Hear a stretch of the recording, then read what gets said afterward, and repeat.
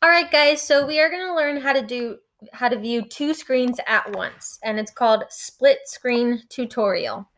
Okay, so right now you guys are probably in your Google Meet, which is our video chat, okay? So you always want to leave this open, okay? Because when we're on our video chats, you're going to be needing another tab open at the same time, so that way you can be on the video, but also do some classwork at the same time.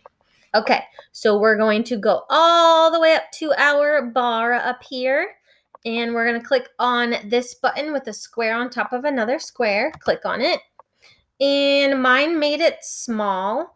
If yours didn't, maybe yours went like this, or maybe it was kind of like this. Maybe it didn't do anything, or it doesn't look different. But as long as this is a one square, that means that you can make it smaller. So you're going to take your mouse and you're going to move it to the side and see how the arrow popped up.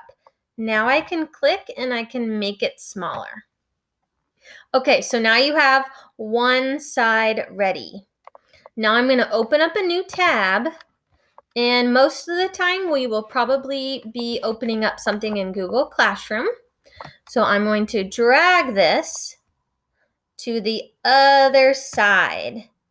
And I might need to move this one over a little bit more. Maybe move this one over a little bit more. Okay, now I have some space, so I can make this one bigger. All right, now I'm going to go to Google Classroom. I can click on the Rubik's Cube where it says Google Apps. Go to Classroom. And now I can view my assignments, but I can also watch the Google Meet chat at the same time. All right, this is your split screen tutorial. Please practice it on your own right now.